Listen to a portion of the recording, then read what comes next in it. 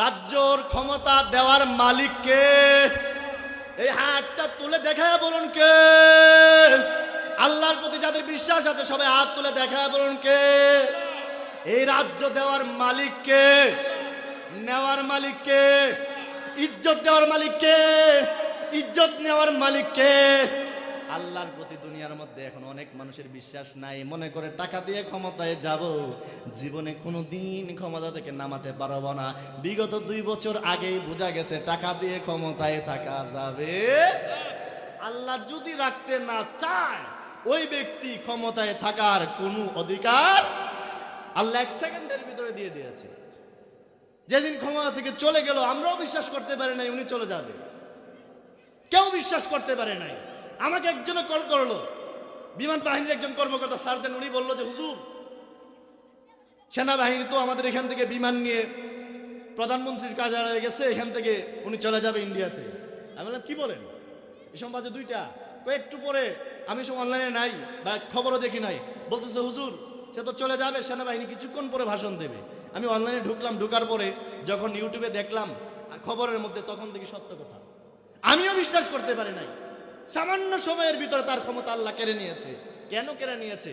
অহংকার করবেন না ভাই, অহংকার যত করবেন তত নামবেন। ফেরাউন অহংকার করেছিল, ফেরাউনকে আল্লাহ পাক নীল নদের মধ্যে ডুবাইছে। নমরুদ অহংকার করেছিল, নমরুদকে আল্লাহ একটা ল্যাংড়া মশা দিয়ে তারে মারছে। সুতরাং পৃথিবীর জমিনে যারা অহংকার করবে, আল্লাহ বলছেন ইন্নাল্লাহ লা ইউহিব্বুল মুস্তাকবিরিন, আমি আল্লাহ পাক রব্বুল আলামিন অহংকারকারীকে পছন্দ করি না। আমার নবী বলেছেন অহংকার আল্লাহর চাদর, আল্লাহর চাদর নিয়ে টানাটানি করলে আমার আল্লাহ 1 সেকেন্ড আপনাকে ক্ষমতায় রাখবে। আল্লাহু আকবার, ইয়া রাসূলুল্লাহ, ইয়া গাউসুল মুস্তাগীর। 1 সেকেন্ড আপনাকে ক্ষমতায় আল্লাহ রাখবে না। আপনি কি মনে করছেন আল্লাহর উপর বিশ্বাস না রেখে যতই সামনের দিকে যাবেন এমন হুসুট খাবেন কল্পনাও করতে পারবেন না। আমার আল্লাহ এমন হুসুট আপনাকে দিয়েছে, 1 সেকেন্ডের ভিতরে আপনাকে দিয়েছে। আমার নবীর শানে যারা বেয়াদবি করবে তাদেরকেও সেম কাজটাই করবে। যাদেরকে এরকম করেছে সবগুলো আমার নবীর শানে বেয়াদবি করেছে। বাংলাদেশ সরকার যারাই এসেছে আজ পর্যন্ত একটা আইন করে নাই আমার নবীর বিরুদ্ধে কেউ যদি গালি দেয় তার জন্য মৃত্যুদণ্ড, এটার জন্য একটা আইন বাংলাদেশে এই পর্যন্ত 50 বছরের ইতিহাসে একটা মানুষ করে নাই। কথা বলুন ঠিক কিনা? এই আওয়াজ করবেন ঠিক কিনা? এই জন্য ক্ষমতা আয় আর যায়। কেন যায়? নবীর শানে বেয়াদবি করলে আমার আল্লাহ সহ্য করতে পারে না। নাস্তিকরা আমার নবীকে গালি দেয়, সরকার বসে থাকে, একবার অ্যারেস্ট করে নাম দেখানি, অ্যারেস্ট করার পরে আবার ছেড়ে দেয়, আবার দেখা যায় ছেড়ে দেয়। এইরকম কাজ করে আমাদেরকে নাটক দেখায়, নাটক, অথচ তার কোনো ফাঁসি দেওয়া হয় না। নবীর শানে বেয়াদবি করলে পৃথিবীর জমিনে তার বেঁচে থাকার কোনো অধিকার। মান সাব্বা নাবিয়ান ফাকতুলু, তার জন্য হত্যা করা ডাইরেক্ট আল্লাহ পাক ফরজ করে দিয়েছেন। আল্লাহ বলেন ও দুনিয়ার মানুষ তোমরা শুনে রাখো, আমি আল্লাহর সাথে শিরিক করলে আমি আল্লাহ সহ্য করতে পারি। আমি আল্লাহর নামাজ না পড়লে আমি আল্লাহ তোমাকে খাবার দিতে পারি। আমি আল্লাহর যদি রোজা না রাখো আমি আল্লাহ তোমাকে ভালো হিসেবে রাখতে পারি। নবীর শানে বেয়াদবি করলে আমি আল্লাহ 1 সেকেন্ড সহ্য করতে পারি। নবীর শানে বেয়াদবি করা যাবে না। এজন্য ভাইরা আমার, নবীর শানে যারা বেয়াদবি করেছে তাদের 14 গোষ্ঠীর কুকর্ম আমার আল্লাহ কোরআন দ্বারা হাদিস দ্বারা পৃথিবীতে প্রমাণ করায় দিয়েছে। একজন লোক যার নাম হচ্ছে এই নামটা জানি কি, ওয়ালিদ বিন মুগীরা। ওয়ালিদ বিন মুগীরা তার ব্যাপারে আসছে, ওই ব্যক্তি আমার নবীকে একটা গালি দিয়েছিল, বলছিল মাজনুন, বলছিল পাগল। আওয়াজ করুন নাউজুবিল্লাহ। উনি মাজনুন বলেছিল, পাগল বলেছিল, আর কিচ্ছু বলে নাই। আল্লাহ পাক রাখ, তুই আমার নবীরে একটা গালি দিছস, আমি আল্লাহ পাক রব্বুল আলামিন তোর কুকর্ম যা আছে, ভিতরের যা কিছু আছে সব কিছু আমি আল্লাহ প্রকাশ করে দেব। আল্লাহ পাক সূরা কালাম নাজিল করে দিলেন, দেওয়ার পরে 10টা গালি দিলেন, লাস্টের গালি দিলেন উতুল্লিম বাদা যালিকা জানিন, তুই হচ্ছে যার সন্তান, অবৈধ সন্তান, তোর জন্মের কোনো ঠিক ঠিকানা নাই, তোর বাপ সে না। তখন সে এই খবর পাইল, পাওয়ার পরে মায়ের কাছে দৌড়ায় গেল। কারণ যার সন্তান হইলে মা ছাড়া পৃথিবীর জমিনে আর কেউ জানে, মা আর আল্লাহ, এই দুইজন ছাড়া বাবাও জানে না এটা কার ছেলে। তখন মায়ের কাছে দৌড়ায় গেলেন, যাওয়ার পরে গিয়ে বলতেছেন ও আমার মা, তোমাকে আমি একটা প্রশ্ন করি, ও মা, আমাকে আল্লাহ পাক রব্বুল আলামিন 10টা গালি দিয়েছেন, আমি মুহাম্মদকে একটা গালি দিয়েছিলাম, আল্লাহ পাক কোরআনের আয়াত নাজিল করে 10টা গালি দিয়ে লাস্টের গালিটা সবচেয়ে খারাপ গালি দিয়েছে, বলছে হারামজাদা, তোর জন্মের কোনো ঠিক নাই। ও মা, আমি তো জানি না আমার জন্ম কে দিয়েছে, আমি তো জানি আমার বাবার নাম হচ্ছে মুগীরা, তাহলে আমার বাবা কে তোমার কাছে আমি জানতে চাই। তখন আমার নবী, তখন তার মা বলতেছে, হ্যাঁ হ্যাঁ হ্যাঁ, আমার নবী যা বলছে তাই সত্য বলেছে। আওয়াজ করে বলুন সুবহানাল্লাহ। নবী যা বলছে তাই সত্য বলছে, কোরআন যা বলছে তাই সত্য বলছে। তখন বলতেছে, কেন মা আমার জন্মের ঠিক নাই? উনি বলছে, হারামজাদা, কেমনে হারামজাদা হইলাম? তোর বাবার অনেক সম্পত্তি ছিল, টাকা ছিল, পয়সা ছিল, কিন্তু সন্তান জন্ম দেওয়ার কোনো ক্ষমতা ছিল না থাকার কারণে আমি চিন্তা করলাম, এত টাকা পয়সা সম্পত্তি কে খাবে? সে মারা যাওয়ার পরে যদি তার যদি কোনো একটা সন্তান না থাকে, বাড়ির মধ্যে যে কাজের লোক ছিল, নাম ছিল হুজাফা, ওই হুজাফার সাথে মেলামেশা করার কারণে আজকাল তোমার এই পৃথিবীতে জন্ম হয়েছে। আওয়াজ করে বলুন নাউজুবিল্লাহ। আল্লাহু আকবার। ইয়া রাসূলুল্লাহ। ঘরে ঘরে জালো, ঘরে ঘরে জালো, ঘরে ঘরে জালো। আল্লাহ পাক রব্বুল আলামিন বলেন, তুমি যে জায়গায় থাকো না কেন, তুমি যদি কঠিন গুহার মধ্যেও তুমি থাকো, তারপর আজরাইল তোমাকে ছাড়বে না। আল্লাহ বলছেন, আইনামা তাকুনু ইউদরিকুমুল মাউতু ওয়ালাউ কুনতুম ফি বুরুজিম মুশাইয়াদা। তুমি যে জায়গায় থাকো না কেন, আল্লাহ পাক রব্বুল আলামিন যে আজরাইলকে দায়িত্ব দিয়ে রেখেছেন জান নেওয়ার জন্য, আজরাইল 1 সেকেন্ডের জন্য দেরি করবে এই দুনিয়া পরে রবে, আমরা একই দিন থাকব না, সবাই মোদের ভুলে যাবে, নবী আপনি মোদের ভুলেন না। আল্লাহুম্মা সাল্লি সাইয়্যিদিনা মাওলানা মুহাম্মদ ওয়া আলা আলিহি মাওলানা মুহাম্মদ লা ইলাহা ইল্লাল্লাহ লা ইলাহা লা জুরে লা ইলাহা আল্লাহু লা ইলাহা সুবহানাল্লাহ ওয়াল হামদুলিল্লাহ লা ইলাহা ইল্লাল্লাহ লা ইলাহা ইল্লাল্লাহ লা ইলাহা ইল্লাল্লাহ লা ইলাহা লা ইলাহা।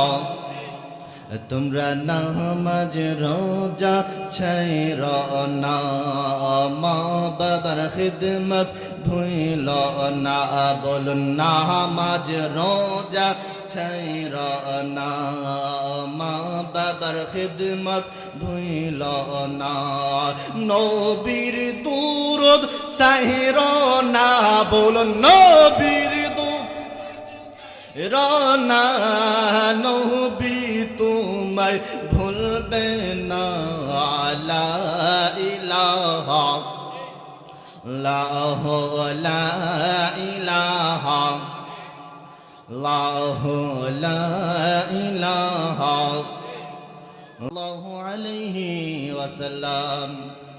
মহান আল্লাহ পাক রব্বুল আলামিনের দরবারে লক্ষ কোটি শুকরিয়া আদায় করছি যে মহান মনিব রব্বুল আলামিন আজকে পবিত্র এই মাহফিলের মধ্যে ইসলামী ছাত্র সেনার এবং যুবফ্রন্টের পক্ষ থেকে আয়োজিত এই প্রোগ্রামের মধ্যে আপনাদেরকে আমাকে যে মহান মনিব রব্বুল আলামিন আসার এবং বসার তৌফিক দিয়েছেন, এজন্য আমরা সবাই আল্লাহর কাছে উচ্চ কণ্ঠে জবান খুলে বলি আলহামদুলিল্লাহ। একটু আওয়াজ করব আলহামদুলিল্লাহ। শুকরিয়া আদায় করতে, কৃপণতা করতে নেই। আল্লাহ বলছেন, লা ইন শাকারতুম লা আযীদান্নাকুম ওয়া লা ইন কাফারতুম ইন্না আযাবি লাশাদীদ। আল্লাহ বলছেন যে ব্যক্তি আমার শুকরিয়া আদায় করবে আমি আল্লাহ পাক রব্বুল আলামিন লাযিদান্নাকুম, তার নিয়ামত, তার বরকত, তারপর যা কিছু আছে সব কিছু আমি আল্লাহ পাক রব্বুল আলামিন বাড়ায়া দেব। একটু আওয়াজ করে বলুন সুবহানাল্লাহ। ওয়ালা ইন কাফারতুম, যে ব্যক্তি আল্লাহর কৃতজ্ঞতা স্বীকার করতে, শুকরিয়া আদায় করতে যেই ব্যক্তি অস্বীকার করবে বা করবে না, আল্লাহ বলছেন ইন্না আযাবি লাশাদীদ, আমি আল্লাহ পাক রব্বুল আলামিন তার জন্য অসংখ্য অগণিত আযাব, বিশাল বড় আযাব আমি আল্লাহ রেখে দিয়েছি। আওয়াজ করে বলুন নাউজুবিল্লাহ। তো আমাদের জন্য রহমত বরকত আল্লাহ যেন দেয়, এটা পাওয়ার দরকার আছে না নাই? এই কথা কোন আছে না নাই? এই মাহফিলের মধ্যে এসেছি, এটা হচ্ছে আমার নবীর জান্নাতের মাহফিল। আল্লাহ পাক রব্বুল আলামিন যেই নবীকে সৃজন না করলে আসমান জমিন চন্দ্র সূর্য গ্রহ তারা কোনো কিছু সৃজন করতেন না, সেই মহান নবীর কারণে এই পৃথিবীতে আমরা এসেছি। সেই নবীর জন্য পাগল হওয়ার দরকার আছে না নাই? ওই নবীর জন্য সম্মান করার দরকার আছে না নাই?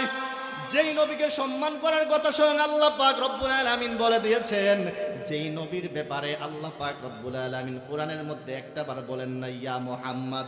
আমার নবীকে যতবার বলেছেন তখন মুহাম্মদ যখন নাম এসেছে বলছেন মুহাম্মাদুর রাসূলুল্লাহ ওয়াল্লাযীনা মাআহু আশিদ্দাউ আলাল কুফফার। একটু আওয়াজ করে বলুন না আল্লাহু আকবার। আবার যখন আমার নবীর নাম আসছে তখন বলছেন মা কানা মুহাম্মাদুন আবা আহাদিম মির রিজালিকুম ওয়ালাকিন রাসূলুল্লাহি ওয়া খাতামান নাবিয়্যিন। একটু আওয়াজ করে বলুন না সুবহানাল্লাহ। দুনিয়ার মানুষ তোমরা কোন দিক দিয়ে আমার নবীকে নিবা আমার মতো বানাইতে? কোন দিক দিয়ে তুমি নিবা? আমার আল্লাহ পাক রব্বুল আলামিন একটা জায়গায় বলে নাই নবী আমার মতো। আমার নবী যে জায়গায় বলছে কুল ইন্নামা আনা বাশারুম মিসলুকুম, এই আয়াতের মধ্যে বলছে রাসূল আপনি বলে দিন পৃথিবীর আর কেউ বলতে পারবে না। আর পৃথিবীর জমিনের মধ্যে যারা নবীকে আমার মতো বলেছে একটা লোক মুসলমান। আল্লাহ পাক সূরাতুল মুমিনুনের মধ্যে বলেছেন 33 নম্বর আয়াতের মধ্যে আমার আল্লাহ বলেছেন وقال الملأ من قومه الذين كفروا وكذبوا بلقاء الآخرة وأترفناهم في الحياة الدنيا ما هذا إلا بشر مثلكم يأكل مما تأكلون ويشرب مما تشربون।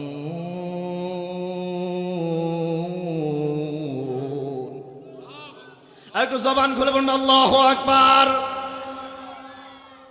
আল্লাহ পাক রব্বুল আলামিন বলেন যখন নবীদের আমলে কাফেরদেরকে আল্লাহ পাক রব্বুল আলামিন অসংখ্য গণিত টাকা পয়সার মালিক বানিয়ে দিয়েছে, তখন ওই সমস্ত কাফেরদের কাছে যখন আমার নবী নিয়ে যাইতো দিনের দাওয়াত, নবীরা যখন দিনের দাওয়াত নিয়ে যাইতো, সমস্ত ধনী লোকগুলা, সমস্ত সমাজের যত বড় বড় নেতা আছে সব লিডারগুলা বলতো তিনি তো আমাদেরই মতো একজন সাধারণ মানুষ। আওয়াজ করে বলুন নাউজুবিল্লাহ।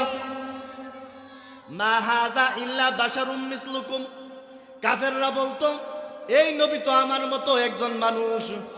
তিনি আবার কি বলছে, অনেক মানুষ আমাদের সমাজের মধ্যে কয় নবী আমার মতো খাইছে, আমার মতো পান করছে, এরকম লোক সমাজের মধ্যে আছে না নাই?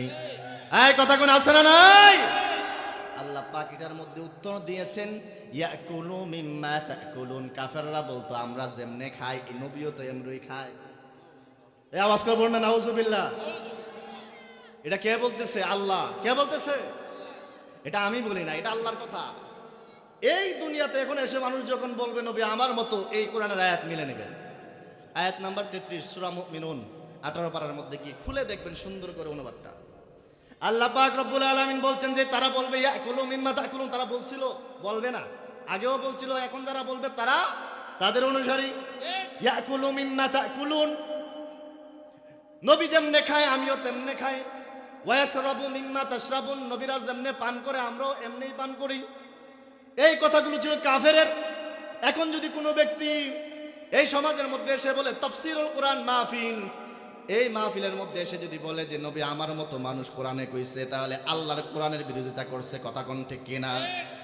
আমাদের সভাপতি সাহেব এসেছেন, সভাপতি সাহেবের আগমন, সভাপতি সাহেবের আগমন, অধ্যক্ষ মুফতি বদরুল রাজা সেলিম সাহেবের আগমন, আন্দিউরার পক্ষ থেকে, ছাত্র সেনার পক্ষ থেকে নারায়ে তাকবীর, নারায়ে রিসালাত।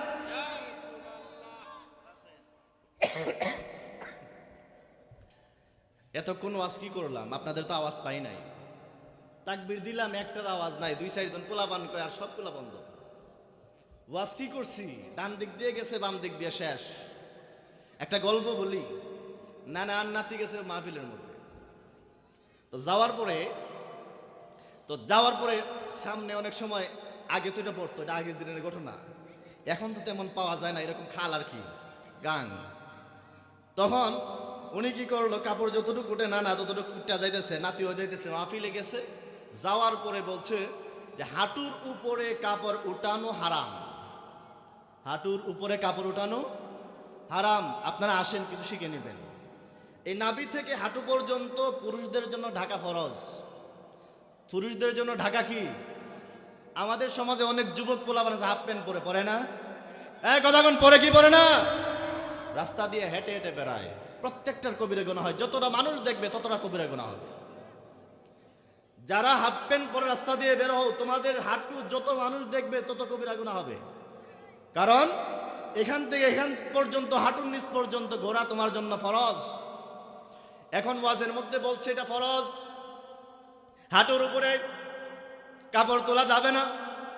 শেষ করার পরে আবার যখন নানার নাতি খাল পাইলো, পাওয়ার পরে যখন পানির মধ্যে সামনের দিকে যায়, নাতি কি করলো, ভিজে টিজে গেছে, হাঁটু পর্যন্ত তোলার পরে আর তুলে নাই, ভিজে গেছে। আর নানা কি করলো, যত যায় তত তুলে, যত যায় তত তুলে। আর নানাকে পরবর্তীতে নাতি প্রশ্ন করলো, নানা তুমি মাহফিলে গিয়ে কি শিখছ? মাহফিলে তো বলছে হাঁটুর উপরে কাপড় উঠানো হারাম, এটা ফরজ তরক হয়, তো তুমি তো হাঁটুর উপরে কাপড় উঠাইছো, এটা কারণ কি? আরে আমি মাহফিল শুনছি খালের এই পার, যাইতেছি আমি ওই পার, সুতরাং ওয়াজ যা শুনছি সব ওই পার রাইখাইছি। মানে আমি আর ওই পার ওয়াজ নেই নাই। এখন আপনাদের অবস্থা এরকম হয়ে যাচ্ছে। ওয়াজ শুনলাম ঠিক আছে, তাকবীর যখন দিছি তখন আর মানুষ নাই। একটু তাকবীর দেন, নারায়ে তাকবীর, নারায়ে রিসালাত, আহলে সুন্নাত ওয়াল জামাত, ইসলামী ছাত্র সেনা, নারায়ে তাকবীর। ইমান মজবুত করার দরকার আছে না নাই?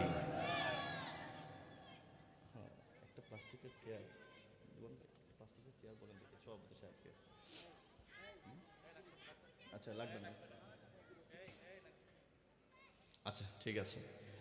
তো আপনাদেরকে আমি যে কথা বলতে চাচ্ছিলাম, যে আপনাদের মাহফিলে আপনারা এসেছেন, আসার পর কিছু নিয়ে যাওয়ার জন্য চেষ্টা করবেন। যদি এখানে শুনলাম, এখানে খাইলাম, সব শেষ। মাহফিলের মধ্যে আপনাদেরকে বললাম যে আপনারা কে কে ফজরের নামাজ পড়বেন, সব হাত উঠাইছে। হাত উঠানোর পরে পরের দিন ফজরের নামাজে গিয়ে দেখি 5 জনের বেশি, সব হাত উঠাইছে। কিন্তু আপনারা হাত উঠালেন, কিন্তু আপনারা পড়লেন না। আপনি জানেন কত বড় গুনাহ হয়েছে? আপনি ওয়াদা দিলেন, এখানে ওয়াদা খেলাফ করা, এটা হচ্ছে মুনাফিকের লক্ষণ। আয়াতুল মুনাফিকিনা সালাসা, হাদিস শরীফে সহিহ বুখারীতে আছে যে মুনাফিকদের আলামত হচ্ছে 3টা। আওয়াজ করুন, কয়টা? কথা কোন কয়টা? আরেক হাদিসে আসছে 4টা, সহিহ বুখারীতে আসছে। ইদা হাদ্দাসা কাযিবা, কথায় কথায় মিথ্যা বলবে। কথা যখন বলবে আপনি মনে করবেন এর মতো মধুর কথা আর মনে হয় নাই, কিন্তু প্রত্যেকটা কথাই মিথ্যা। ইদা হাদ্দাসা কাযিবা ওয়া ইদা ওয়াদা আখলাফা, যখন সেই ব্যক্তি ওয়াদা দিবে, ওয়াদা যখন দিবে তখন সে কি করবে? ভঙ্গ করবে। আমাদের সমাজের মধ্যে মনে হয় ওয়াদা ভঙ্গ করে এরকম মানুষ মনে হয় নাই। কি কন? নাই।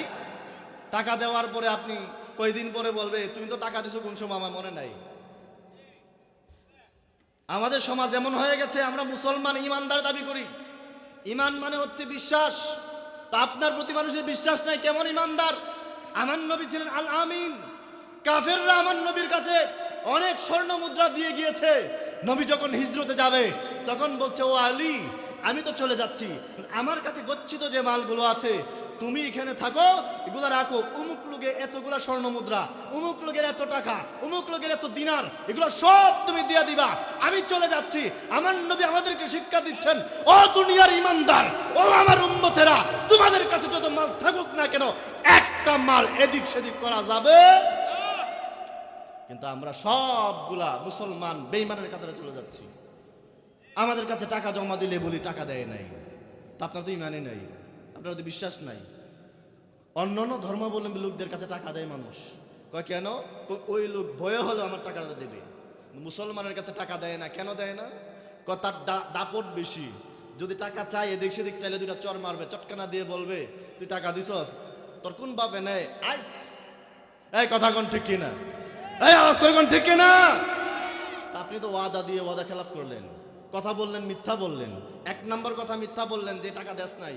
দুই নাম্বার তাকে বলছেন তুমি যখন চাইবা আমি তোমাকে দিয়ে দেব, ওয়াদা, এটাও আপনি অ্যাঙ্কার করলেন। দুইটাই আলামত আপনার কাছে পাওয়া গেল। আবার ওয়াইদা তুমি না খানা, তুমি যখন তার এই আমানত নিবে, আমানতের খেয়ানত করবা, আপনি নিলেন যেটা হচ্ছে আমানত। তিনটা জিনিস আপনার মধ্যে পাওয়া গেল। 4 নাম্বার সহিহ বুখারীতে আরেকটা আসছে যে আপনার সাথে যখন কথা কাটাকাটি হয় তখন গালিগালাজ করে। যখন কোনো মানুষের সাথে কোনো কথাবার্তা বলে তখন কি করে? গালি দেয়। এরকম লোক সমাজের মধ্যে আছে না নাই? যখন ঝগড়া লাগবে পারে না, জানে সে মিথ্যাবাদী, তখন গায়ের ঠেলা, এই তুই আমার দিছস, যত ধরনের গালি আছে, আখতা কুকথা যা আছে সবগুলো তার মুখ দিয়ে বের হয়। এইরকম লোক সমাজের মধ্যে আছে না নাই? এই কথা কোন আছে না নাই? যে মানুষগুলো চুপ করে আছেন, আপনারা দেখলে মনে হয় যে দুনিয়ার মধ্যে সব মনে আল্লাহর ওলি। মানে এরকম লোক মনে কোনো জায়গার মধ্যে নাই, দেখেন নাই জীবনে। সামনে পিছনে কিচ্ছু আপনারা দেখেন না, ডান বাম সমাজের মধ্যে মনে হয় বাসও করেন না। আপনারা সবাই একটা আওয়াজ করে বলুন, এইরকম লোক সমাজের মধ্যে আছে না নাই? এই কথা কোন আছে না নাই? এই কাজগুলো করা যাবে? এই কথা কোন করা যাবে? টাকা নিয়েছেন, সাথে সাথে ফেরত দিয়ে দিবেন। ব্যবসায়ীর কাছ থেকে টাকা নিয়েছেন, বাকি নিয়েছেন, এক দোকানে বাকি খায়, খাওয়ার পরে যখন অনেক টাকা হয়ে যায় দিতে পারে না, আরেক দোকানে গিয়ে বাকি খায়, ওইটার মধ্যে যখন বেশি হয়ে যায় আরেক দোকানে গিয়ে বাকি খায়। এই যে টাকার জিনিস নিয়ে তুমি কবরের মধ্যে তুমি যাচ্ছ, আমার নবী বলেছেন কিয়ামতের ময়দানে সবচেয়ে গরিব হবে ওই ব্যক্তি, যেই ব্যক্তি দুনিয়াতে ঋণ রেখে এসেছে, টাকা দেয় নাই, জোর খাটায়া দখল করেছে। তার চেয়ে অদম ব্যক্তি কিয়ামতের ময়দানে আর কেউ হবে? দুনিয়াতে অনেক প্রভাব খাটাইছো, দুনিয়াতে তোমার অনেক শান শৌকত ছিল, থাকার পরে আল্লাহ পাক রব্বুল আলামিন 1 সেকেন্ডের ভিতরে তোমার কাছ থেকে তোমার রাজ্য নিয়ে নিতে পারে। আল্লাহ পাক বলেন যে আমি যদি চাই আমি তাকে রাজত্ব দিতে পারি। আল্লাহ বলছেন কুলিল্লাহুম্মা মালিকাল মুলকি তুতিল মুলকা মান তাশাউ ওয়া তানজিউল মুলকা মিম্মান তাশাউ ওয়া তুইজ্জু মান তাশাউ ওয়া তুযিল্লু মান তাশাউ বিয়াদিকাল খায়র ইন্নাকা আলা কুল্লি শাইইন কাদির। একটু জবান খুলবেন আল্লাহু আকবার। রাজ্যর ক্ষমতা দেওয়ার মালিক কে? এই হাতটা তুলে দেখায় বলুন কে? আল্লাহর প্রতি যাদের বিশ্বাস আছে সবাই হাত তুলে দেখায় বলুন কে? এই রাজ্য দেওয়ার মালিক কে? নেওয়ার মালিক কে? ইজ্জত দেওয়ার মালিক কে? ইজ্জত নেওয়ার মালিক কে? আল্লাহর প্রতি দুনিয়ার মধ্যে এখন অনেক মানুষের বিশ্বাস নাই, মনে করে টাকা দিয়ে ক্ষমতায় যাব, জীবনে কোনো দিন ক্ষমতা থেকে নামাতে পারবো না। বিগত 2 বছর আগেই বোঝা গেছে টাকা দিয়ে ক্ষমতায় থাকা যাবে। আল্লাহ যদি রাখতে না চায় ওই ব্যক্তি ক্ষমতায় থাকার কোনো অধিকার আল্লাহ 1 সেকেন্ডের ভিতরে দিয়ে দিয়েছে। যেদিন ক্ষমতা থেকে চলে গেল আমরাও বিশ্বাস করতে পারি নাই উনি চলে যাবে, কেউ বিশ্বাস করতে পারে নাই। আমাকে একজনে কল করলো, বিমান বাহিনীর একজন কর্মকর্তা সার্জেন্ট, উনি বললো যে হুজুর সেনাবাহিনী তো আমাদের এখান থেকে বিমান নিয়ে প্রধানমন্ত্রীর কার্যালয়ে গেছে, এখান থেকে উনি চলে যাবে ইন্ডিয়াতে। আমি বললাম কি বলেন, এই বাজে 2টা, একটু পরে, আমি সব অনলাইনে নাই বা খবরও দেখি নাই, বলতেছে হুজুর সে তো চলে যাবে, সেনাবাহিনী কিছুক্ষণ পরে ভাষণ দেবে। আমি অনলাইনে ঢুকলাম, ঢুকার পরে যখন ইউটিউবে দেখলাম খবরের মধ্যে, তখন দেখি সত্য কথা। আমিও বিশ্বাস করতে পারি নাই। সামান্য সময়ের ভিতরে তার ক্ষমতা আল্লাহ কেড়ে নিয়েছে। কেন কেড়ে নিয়েছে? অহংকার করবেন না ভাই, অহংকার যত করবেন তত নামবেন। ফেরাউন অহংকার করেছিল, ফেরাউনকে আল্লাহ পাক নীল নদের মধ্যে ডুবাইছে। নমরুদ অহংকার করেছিল, নমরুদকে আল্লাহ একটা ল্যাংড়া মশা দিয়ে তারে মারছে।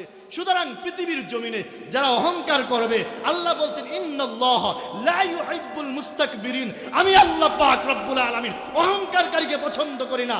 আমার নবী বলেছেন অহংকার আল্লাহর চাদর, আল্লাহর চাদর নিয়ে টানাটানি করলে আমার আল্লাহ এক সেকেন্ড আপনাকে ক্ষমতায় রাখবে।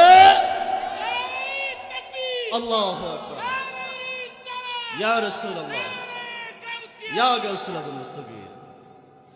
এক সেকেন্ড আপনাকে ক্ষমতায় আল্লাহ রাখবে না। আপনি কি মনে করছেন আল্লাহর উপর বিশ্বাস না রেখে যতই সামনের দিকে যাবেন এমন হুসুট খাবেন কল্পনাও করতে পারবেন না। আমার আল্লাহ এমন হুসুট আপনাকে দিয়েছে, এক সেকেন্ডের ভিতরে আপনাকে দিয়েছে। আমার নবীর শানে যারা বেয়াদবি করবে তাদেরকেও সেম কাজটাই করবে। যাদেরকে এরকম করেছে সবগুলো আমার নবীর শানে বেয়াদবি করেছে।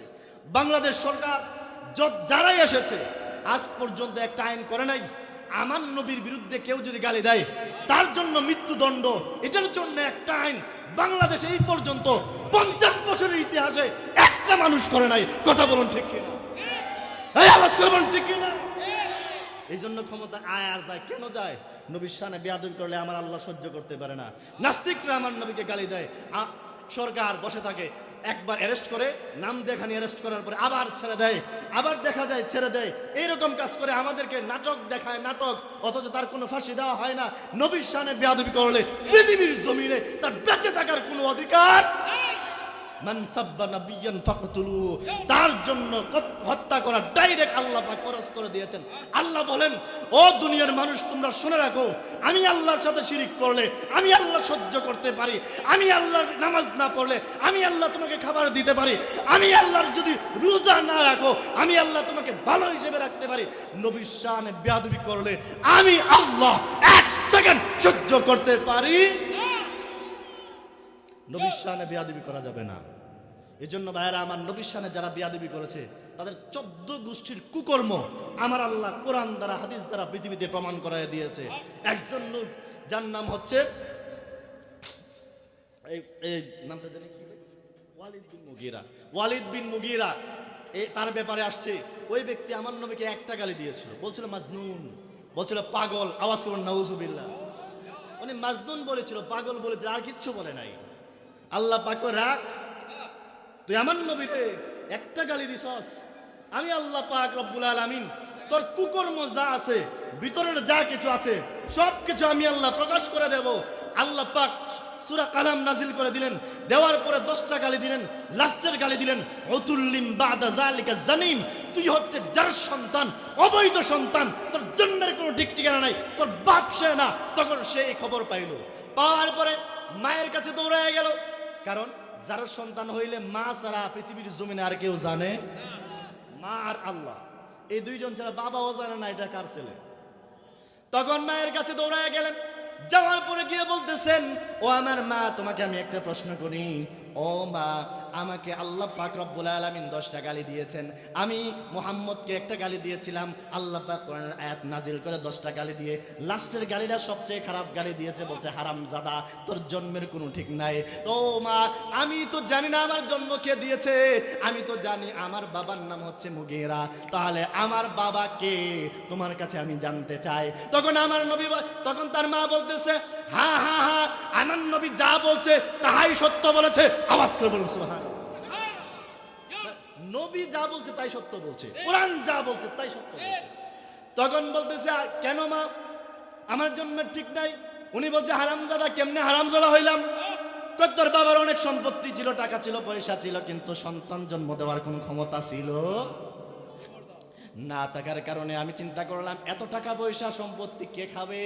সে মারা যাওয়ার পরে যদি তার যদি কোনো একটা সন্তান না থাকে, বাড়ির মধ্যে যে কাজের লোক ছিল নাম ছিল হুজাফা, ওই হুজাফার সাথে মেলামেশা করার কারণে আজকাল তোমার এই পৃথিবীতে জন্ম হয়েছে।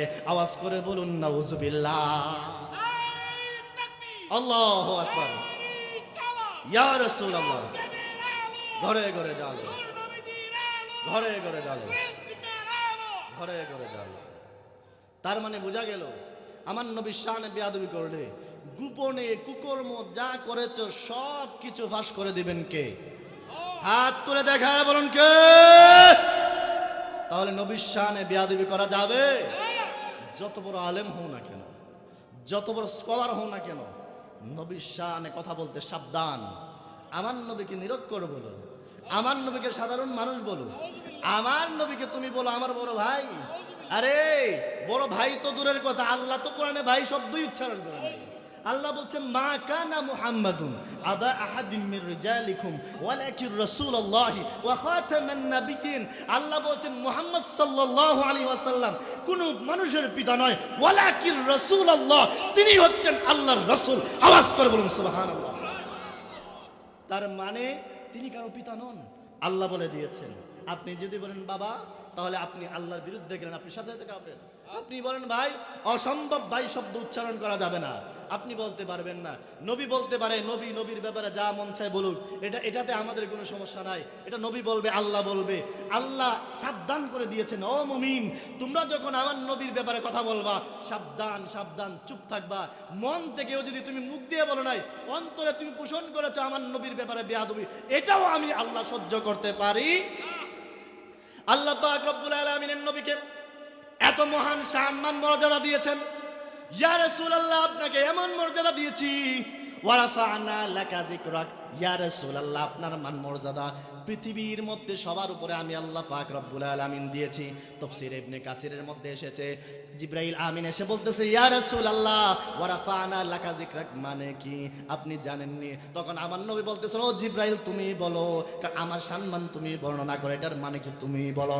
তখন বলতেছে ইদা যুকিরতু যুকিরতা মাই, যত জায়গায় আমার নবীর নাম আল্লাহর নাম আসবে তত জায়গায় আমার নবীর নাম আমার আল্লাহ রেখে দিয়েছে। আর আওয়াজ করে বলুন না সুবহানাল্লাহ। নবীর নাম তুমি নিতে চাও না, কষ্ট লাগে, সমস্যা নাই। আপনারা আমরা যে নবীর নাম নেব না, এটা আমার আল্লাহ জানে কি জানে না? এই কথা কোন জানে কি জানে না? অনেকের দাঁড়াইতে কষ্ট হয়, অনেকের দাঁড়াইতে কষ্ট হয়। এখন আপনার কাছে আমার প্রশ্ন, এখানে যদি সবার সামনে আপনাদেরকে বলি ভাই আপনি দাঁড়ায় একটু কান ধরেন, ধরতে পারবেন? এই কথা কোন ধরতে পারবেন? কথা কয় না, ধরতে পারবেন? আমি যদি আজকে এখানে কানে ধরাই, কালকে আপনার যত গোষ্ঠী আছে, যত আপনার বাহিনী আছে, সবগুলা নিয়ে এসে কয় মাহফিলেই ধর। এ আমারে এখানের মধ্যে কান ধরে দাঁড় করাইছে মাহফিলের ভিতরে, অথচ আমার আল্লাহ জানে তুমি আমি দাঁড়ায় আমার নবীর নাম নেব না।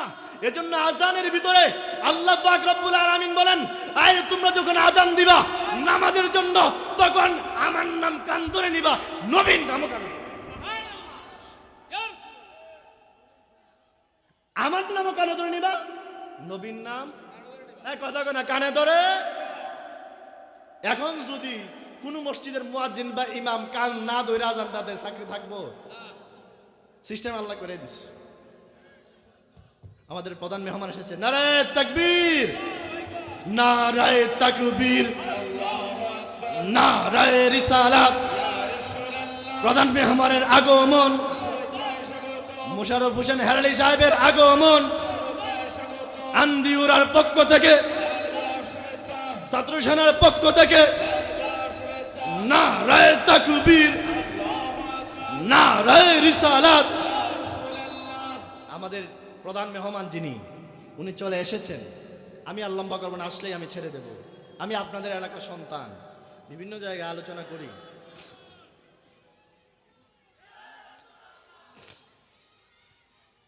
যাই হোক, আমি যে কথা বলতে চাচ্ছিলাম সংক্ষেপে বলে আমি শেষ করে দেব।